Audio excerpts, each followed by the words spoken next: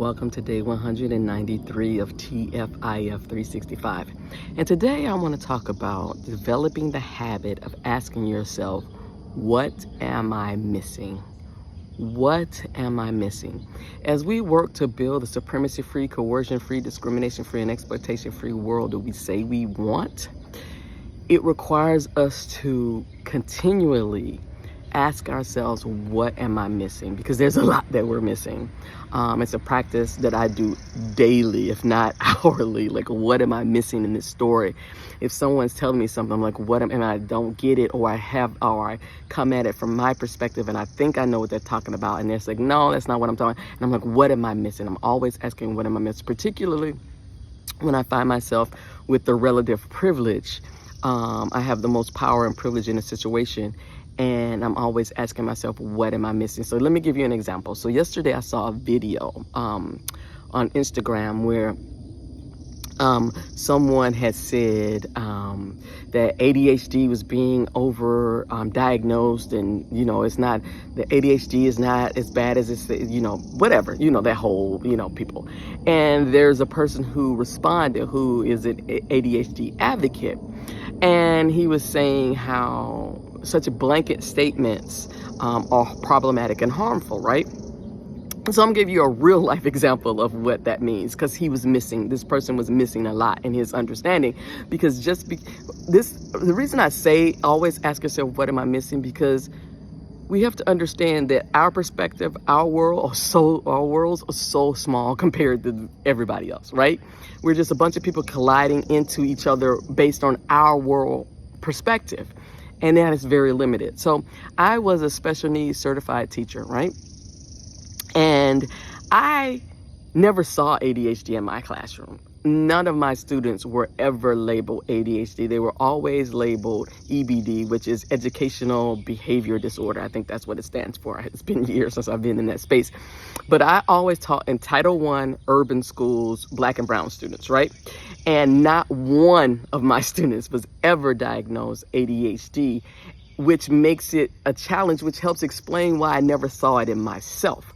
So a lot of adults who are now being diagnosed with ADHD are being diagnosed because they're seeing the behavior, they're taking a child to the doctor, their doctor is diagnosing them with ADHD, and the parents are like, wait a minute, I got that same shit, and the doctors are like, yeah, baby, you got that same shit.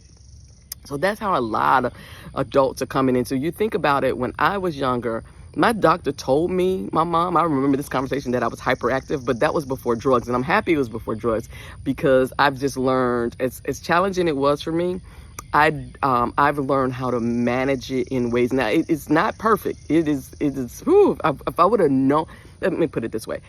Had I known I had ADHD, I would have been more effective at managing ADHD without medication. That's what I mean to say. And without that, and without even that understanding of the diagnosis, I thought I was literally crazy. I mean, I'm not using the word crazy pejoratively. I thought I was crazy. I did not understand my brain.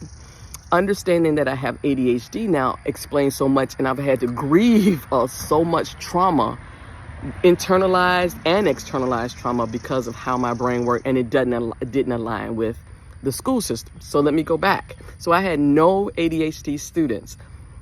And that's because the majority of students who until now have been diagnosed or labeled ADHD in the public school system have been white boys. Not girls, not Black and brown people, but white boys. And it was weird because and the reason I'm bringing this up is because I just had a flash of remembering. I know I only had one EBD student. Of all the EBD students I had that were labeled EBD, who were on a behavior track instead of an academic, because that's another thing. When you have ADHD, they put you on an academic track. When you have EBD, they put you on a behavior track. And I knew, and I, again, did not realize until now that most of my students were actually ADHD. They were not EBD. I had one student who I definitely knew was EBD because he could not control himself.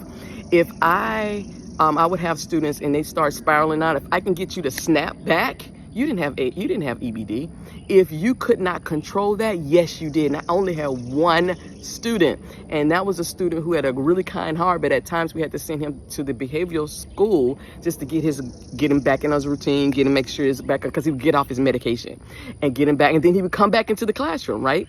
And then we have to manage that whole thing over again. But he was the only EBD student I had out of, I would say, 100 students that were labeled EBD, but were actually ADHD. And so that's an example of asking yourself, what am I missing? We have to stop making these assumptions based on, or these blanket statements of disbelief about somebody else's lived experience because we don't understand it or we've never seen it. There's a whole bunch of shit we have never seen. I love the analogies of, if your life is a pebble, like a grain of sand on a beach, look how many grains of sand does it take to make a beach. There are a whole lot of different experiences that are out there. That's also why I don't believe in empathy, because there's too much out there that I cannot put myself in their shoes to understand. I'll never understand. I can have compassion, I can extend grace, I can sympathize, but I can never empathize because that is not my grain of salt. That's not, my grain of sand. So yeah, that's just me. I just really want to, and then I could go into a lot of different things where I've had to say, people, hey, you're missing something. They're telling you something and you're ignoring it because it doesn't align with how you see your world. And then that brings me to two things that people use the word willful ignorance. I've added the word strategic ignorance because willful ignorance is not, people use that a lot for people who are not being willful, they're being strategic. So let me give you this before I shut it down. Willful ignorance is coming across something you didn't know and choosing to ignore it, right? You get some information that you don't like, and you just choose to, does not exist. And that could be positive and negative, because people talk about positive thinking and da. So it could be positive and negative. Strategic ignorance is ensuring that you put shit in place so you never have to be challenged or never come across any counter narratives or lived experience to what you believe. That is strategic. It means that you remove any opportunity for you to ever come across something that you can disagree with your perspective. That is very dangerous. Willful ignorance is one thing. Strategic ignorance, when people are being strategic about being ignorant, we have a problem. And so that, again, is why you need to ask, what am I missing? So until tomorrow, peace.